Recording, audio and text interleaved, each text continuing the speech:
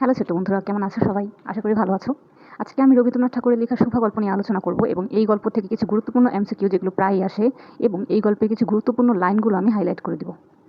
তোমরা সবাই জানি যে সুফা গল্পটি হচ্ছে মূলত একটি বোবা মেয়ের নীরব আর্তনাদ এবং সমাজের কঠোরতার চিত্র তুলে ধরা হয়েছে। এখন আমি সুফা গল্পের চরিত্রগুলো সম্পর্কে বলবো এবং এই চরিত্রগুলো থেকে কী কী ইম্পর্টেন্ট প্রশ্ন আসে সেগুলো নিয়ে আলোচনা করব। তো চলো শুরু করা যাক। প্রথমেই আছে সুভাষিনী, যার নাম সংক্ষেপে সুভা। ও হচ্ছে বাক প্রতিবন্ধী, বাবার ছোট মেয়ে। আর ওর চোখ সম্পর্কে বলা হয়েছে সুদীর্ঘ পল্লব বিশিষ্ট বড় বড় চোখ। এটা আমি হাইলাইট করে দিয়েছি, তার মানে এটা থেকে এমসিকিউ আসে অনেক সময় যে সুভার চোখ সম্পর্কে কী বলা হয়েছে বা সুভার চোখ কেমন। এবং সুভা শব্দহীন এবং সঙ্গীহীন। 2 নম্বরে আছে সুকেশিনী ও সুহাসিনী। ওরা হচ্ছে সুভার বড় দুই বোন। এমসিকিউতে অনেক সময় আসে যে সুভার বড় দুই বোনের নাম কি, অথবা সুকেশিনী ও সুহাসিনী কে। 3 নম্বরে আছে বাণীকণ্ঠ, সুভার বাবা। এটা প্রায় এমসিকিউতে আসে যে সুভার বাবার নাম কি। এরপর আছে সুভার বাবা সুভাকে অপেক্ষাকৃত বেশি ভালোবাসেন।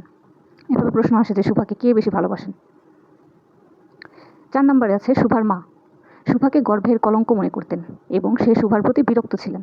প্রশ্ন এরকম আসে যে কে সুভার প্রতি বিরক্ত ছিলেন বা সুভাকে কে গর্ভের কলঙ্ক মনে করতেন। 5 নম্বরে আছে সর্বস্বীয় পাঙ্গুলি। এরা হচ্ছে মানুষ না, দুটি গাভীর নাম। এরা হচ্ছে সুভার বন্ধু এবং সুভা নিয়মিত 3 বার করে গোয়াল ঘরে যেত ওদের যত্ন করতে।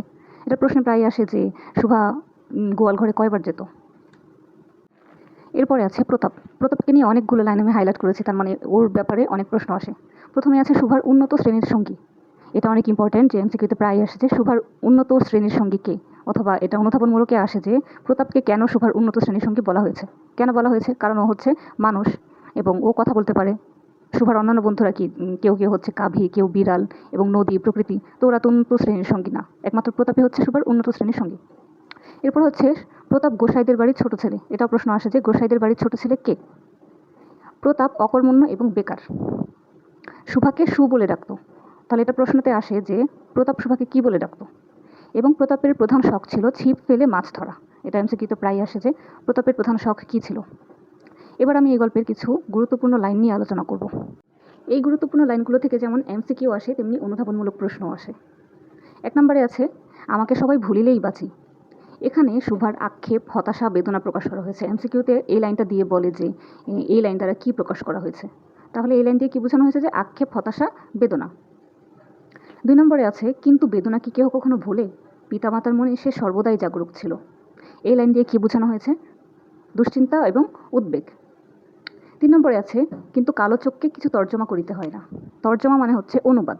এখানে বলা হয়েছে যে সুভা তো কথাও বলতে পারে না, কিন্তু ওর মুখের ভাষার প্রয়োজন হয় না। ওর কালো চোখই কি, চোখই ওর অনেক কিছু বলে দেয়। যেমন ও যখন দুঃখ পায় তখন কি ওর চোখের মাধ্যমে সে দুঃখ প্রকাশ করতে পারে, বা যখন ও আনন্দিত হয় তখন ওর চোখের মাধ্যমে আনন্দ প্রকাশ করতে পারে। 4 নম্বরে আছে আমি তোমার কাছে কী দোষ করেছিলাম। এই উক্তি দিয়ে মূলত সুভার আক্ষেপ প্রকাশ করা হয়েছে প্রতাপের প্রতি। 5 নম্বরে আছে তুমি আমাকে যাইতে দিও না মা, আমার মতো বাহু বাড়াইয়া তুমিও আমাকে ধরিয়া রাখো। এই উক্তি দিয়ে সুভার তার প্রকৃতি এবং নদীর প্রতি আকুতি এবং আকুলতা প্রকাশ পেয়েছে। তো বন্ধুরা, এই ছিল আজকের ভিডিও। পরবর্তীতে কোন গল্প অথবা কবিতা নিয়ে ভিডিও চাও তা কমেন্ট করে জানাও।